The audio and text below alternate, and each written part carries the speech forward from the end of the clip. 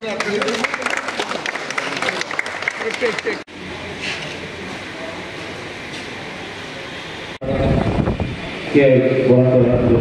করছি শ্রী শ্যামল কুমার দে।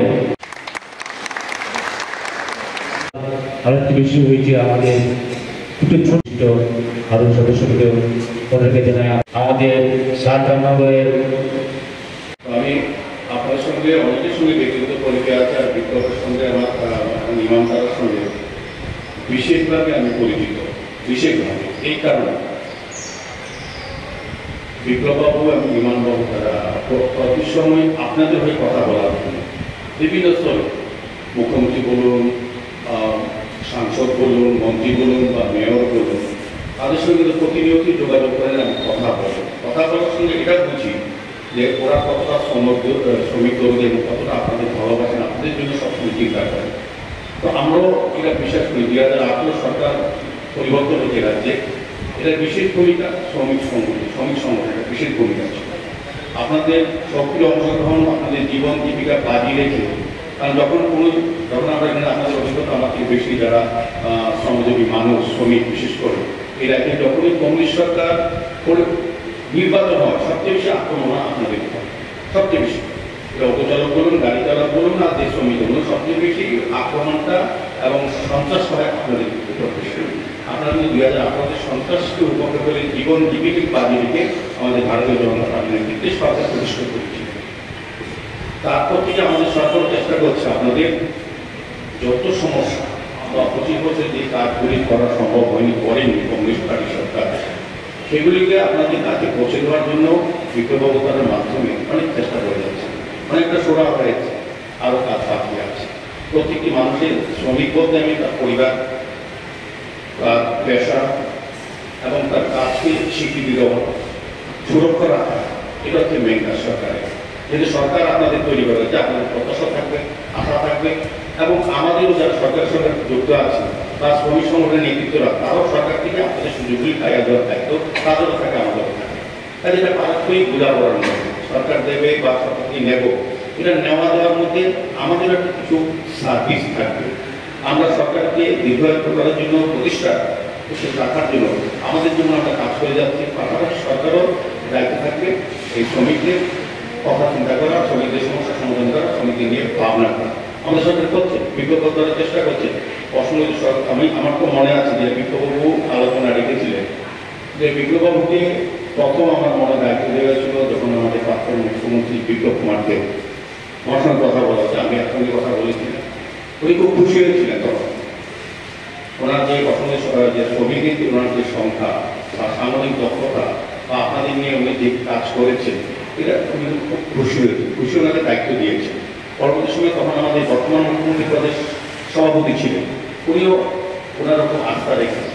স্বাধীনভাবে সমস্ত নেতৃত্বটাই আপনাদের উপর আস্থা, আপনার সমাজের একটা বিশ্বাস আস্থা আছে।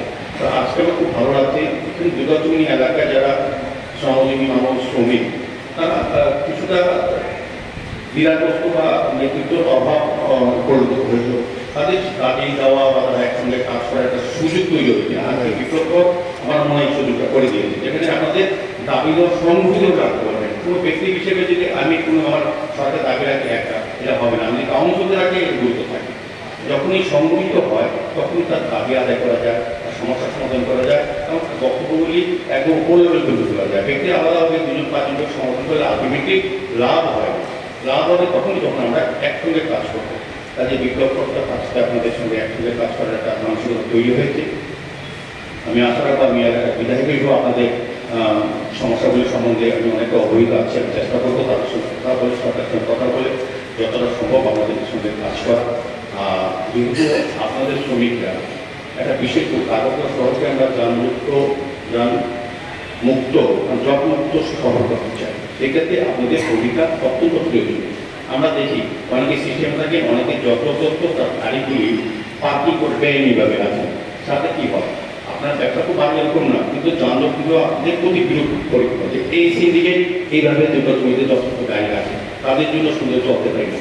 এটা কিন্তু বিষয় এরকম না, আপনাদের জায়গারও অভাব আছে, কোথায় রাখবেন এটা একটা বিষয়। কিন্তু সরকার যদি সিস্টেমে রাখেন তখন ট্রাফিক দপ্তর আমরা আমাদের সঙ্গে আপনাদের আলোচনা হয় সিস্টেমে থাকে, আমরা আমরাও আপনার অসুবিধা বুঝতে পারবো। আমরা যদি বলি যে ওইখানে গাড়ি রাখেন আপনাদের ব্যবসা করতে নাও পারে, সেক্ষেত্রে কারোকে বুঝে পড়া যায় যে আমি উঠিয়ে দিলাম, আপনি চলে গেলেন বা আপনি চলে গেলেন না, আপনাকে জোর করে কেস দিয়ে দিল, আপনি কেস পাইবেন না গাড়ি চালাবেন, আপনি আদালতে যাবেন না চাকরি করতে যাবেন না, আপনি সংসার করানোর জন্য অর্থ উপার্জন করবেন, কোনটা করবেন? তা আপনাদের সুন্দরভাবে যদি নিয়ন্ত্রণে থাকেন, আপনার নিজেরাই যদি চিন্তা করেন আমাদের কাজটা করলে পরে রাস্তাটা পরিষ্কার থাকবে, আমাদের ব্যবসাটা হবে, আমাদের কাস্টমারও বা যারা যারা আছে। এখন সিস্টেম হয়েছে, এখন আর ঘরের সামনে এখন মোবাইলের যুগ, আপনাকে ফোন করলে আপনি গাড়ি সমাধান করবেন। অনেকটা নিয়ন্ত্রণে অনেকটা এসছে, আমরা মনে হচ্ছে নাগরদোলায় অনেক প্রবলেম হয়েছিল, এখন কিছুটা সিস্টেম আছে, আস্তে আস্তে কিন্তু আধুনিক স্বভাব হচ্ছে। ইচ্ছে করলেই আপনি আপনার গাড়ির সামনে গাড়ি রাখতে পারবেন না, ইচ্ছে করলে আপনি বাজারের সামনে গাড়ি রাখতে, দোকানের সামনে গাড়ি রাখতে পারবেন না। আমরা এই বাজার কমিশনের কথা বলছি, আগে যারা বাজার পরিচালনার দায়িত্ব ছিল তারা সেইভাবে কাজটা করেন। আমরা নতুন কমিটির কথা বলেছি, হয়েছে, এবং আমরা ভিজিট করেছি, আমরা ভিতরে গাড়ি প্রবেশ নিষেধ করেছি, এটা মার্কেটের জায়গা, এখানে নেশা, সমাজবিরোধী আড্ডা, এটা অভিযোগ আছে, এটা পুলিশের তো আছে, এলাকার লোকের কাছেও আছে, তাদের কেন আপনারা দায়ভার দেবেন? তো সেক্ষেত্রে আমরা এখানে ভিতরে কোনো রকম গাড়ির ব্যবস্থা আমরা ঢোকার ব্যবস্থা করবো, রাখা যাবে না, আইন ব্যবস্থা গ্রহণ করা হবে। মার্কেটে যে দোকানগুলি আছে আমরাও কমিশনের কথা বলে খোলার ব্যবস্থা করবো, যারা ব্যবসা করে না তাদেরকে সরিয়ে দিয়ে নতুন যারা ব্যবসা করতে চান তাদেরকে ব্যবস্থা করবো। আর সার্বিক বাজারটা যাতে এই জায়গাটা এই মার্কেটটা সুন্দর থাকে, আমরা টোটালে কথা হচ্ছে, আমরাও আলাদা ভিজিট করেছিলাম, আজকে খুব ভালো লাগলো।